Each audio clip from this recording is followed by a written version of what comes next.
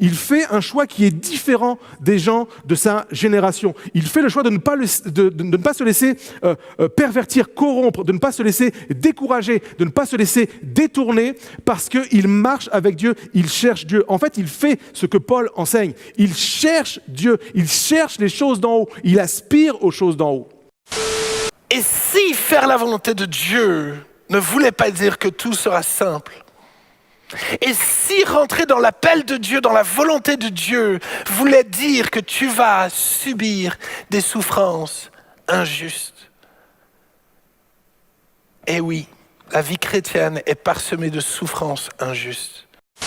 Au lieu de voir ces détours comme une catastrophe, au lieu de voir ces détours comme une perte de temps ou une période où on a l'impression d'avoir tout perdu, eh bien, ces détours sont utilisés par Dieu pour nous amener en plein centre de son plan. C'est pour ça que le détour est le chemin. Et l'ADN de Jésus, c'est être serviteur. Dans le monde, tu n'étais peut-être pas un serviteur. Dans le monde, tout ce que tu faisais, tu attendais quelque chose en retour. Mais dans le royaume de Dieu, dès que tu entres dans le royaume de Dieu, ta nature même change. Tu deviens un serviteur. Soyez serviteurs les uns des autres. Oui, bien-aimé, tu as commencé de résister, mais ne t'arrête pas. Persévère, va jusqu'au bout. Jusqu'à quand? Jusqu'à ce qu'il lâche complètement prise au nom de Jésus. Quelqu'un me suit et dit Amen. Persévère dans ta détermination à voir tout ce que le Père n'a pas planté être évacué. Tu auras besoin de persévérance.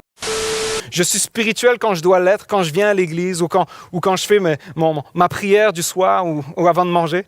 Mais le reste de ma vie, je vis comme si qu'il n'y avait aucune loi, aucune règle, aucun principe de valeur ou de morale.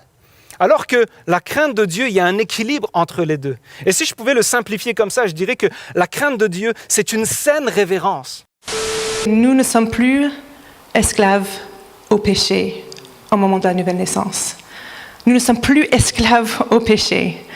Le pouvoir du péché sur nos vies est brisé. Nous ne sommes plus obligés de suivre la voie du péché comme si on n'avait aucun pouvoir. C'est le péché qui n'a plus pouvoir sur nous. Si tu veux être connu, si tu veux être populaire, fais-le. Puis de l'autre côté, c'est est-ce que c'est à Dieu que je veux plaire? Est-ce que c'est sa volonté que je veux suivre et son plan que je veux suivre? Ce qui motivait Jésus par-dessus tout, c'était de faire la volonté de son Père. C'était d'accomplir la mission que son Père lui avait donnée. On a toujours préparé les gens en disant, prépare-toi, Jésus revient.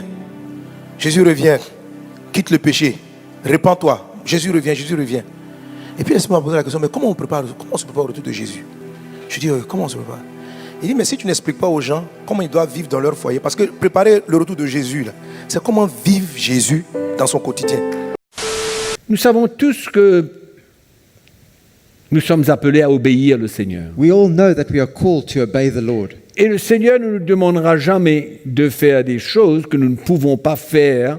And the Lord will never ask us to do something that we cannot do par sa grâce. By His grace. Mais nous sommes appelés à l'obéir.